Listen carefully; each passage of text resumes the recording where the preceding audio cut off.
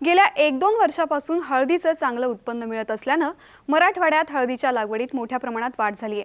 मात्र हळदीचं क्षेत्र वाढलं तर यंदा अवकाळी पाऊस आणि गारपिटीनं उत्पादनात मात्र घट झाली। त्यातच बाजारात हळदीच्या दरात घसरण झाल्यानं हिंगोलीच्या शेतकऱ्यांनी हळदीला हमीभाव द्यावा अशी मागणी सरकारकडे केली आहे।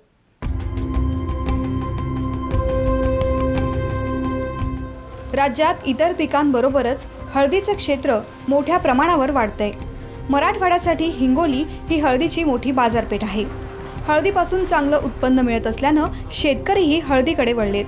मात्र यंदा मराठवाड्यात सुरुवातीला कमी पाऊस आणि त्यानंतर गारपीट झाली, त्यामुळे हळदीच्या उत्पादनात एकरी 25% घट झाली आहे। अनेक शेतकऱ्यांना एकरी अवघं 10 क्विंटल उत्पादन मिळाले।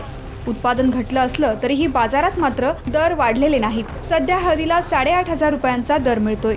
उत्पादन खर्च पाहता सरकारनं हळदीसाठी किमान 12,000 रुपये द्यावेत अशी मागणी शेतकरी करतायत।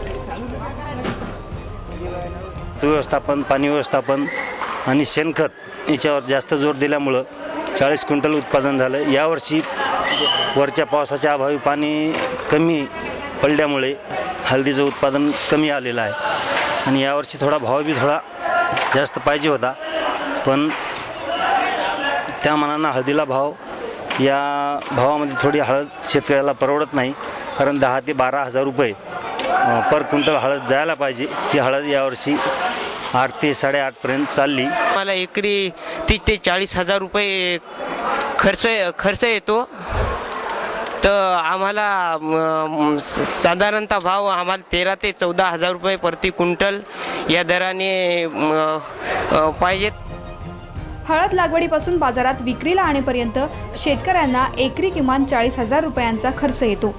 गेल्या वर्षी हिंगोली बाजारपेठेत दररोज 15,000 क्विंटल हळदीची आवक होत असे, मात्र यावर्षी दररोज फक्त 3,000 क्विंटल हळदीची आवक होतीये।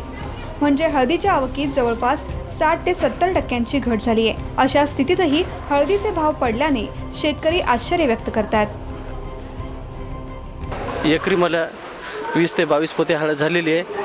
त्याला खर्च वजा जाता 30 ते 35,000 रुपये खर्च येतो आणि यंदा पाणी कमी पडल्यामुळं उतारामध्ये घट आलेली आणि भाव म्हणावा तसा लागलेला नाही मार्केटमध्ये।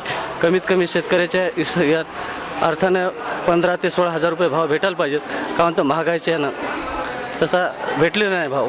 दरवर्षी 2 एकर हळद लावतो, तरी यावर्षी पावसा अभावी माझी हळद खराब होऊन गेलेली आहे। तरी शासनाने आम्हाला 8,075 रुपये 60,075 रुपये भाव द्यायले, तरी आम्हाला भावाभावी आम्हाला काही हळद पुरवत नाही। यावर्षी नैसर्गिक संकटांनी शेतकरी हतबल झालाय।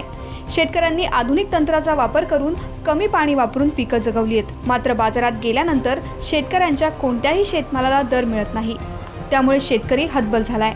अशा वेळी अच्छेदींचा वादा करणारं मायबाप सरकार शेतकऱ्यांच्या पाठीशी उभं राहील का हेच पाहायचंय। गजानन भोयरसह ब्युरो रिपोर्ट, साम टीव्ही, हिंगोली।